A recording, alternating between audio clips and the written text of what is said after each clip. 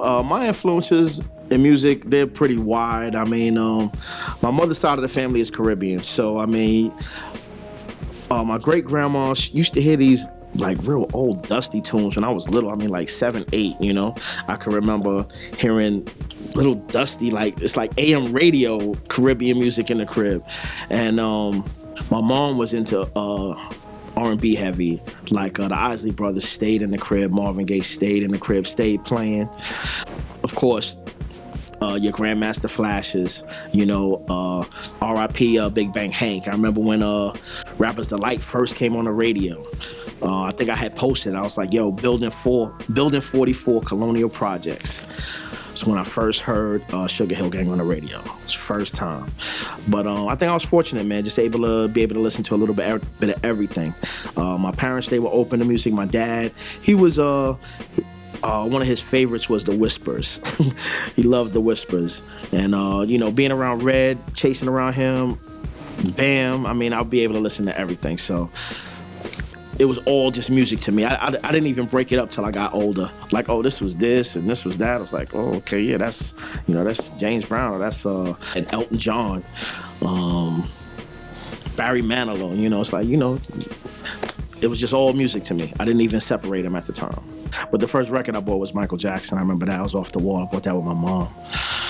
Like I said, I was influenced early on before rap was even really on the radio. I wasn't buying records. It was like Funky 4+1 and Treacherous 3, Spoonie G. That's probably my favorite all-time rap record when I heard it. I was like, oh, snap. You know, when they played that, Red would bring back tapes of the parties, and, you know, MCs would be rapping all through it, but when they played that, oh, man, it's like magic. It's pure magic. Funken Klein was another guy in our lives that was hungry, determined, hustled, networked, made connections, and knew the history of the music and wanted to keep the industry out of the music. He booked our first tour, I should say Europe, because it was England, Germany, and France. He booked that first tour for us in 1988.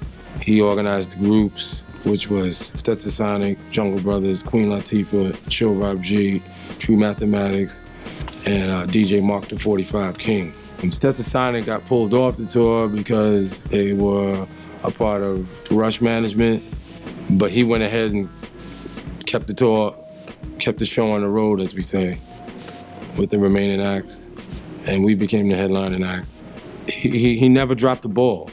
Whenever there was a situation where we got a tour bus, but we don't know where we're going, he would figure it out.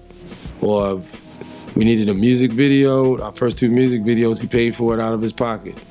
He got reimbursed, but he always took the chances. He took the chances. You know, he had his gut feeling, and he would always say, these promoters that I'm hooking you up with, these are the underground cats that know what's up.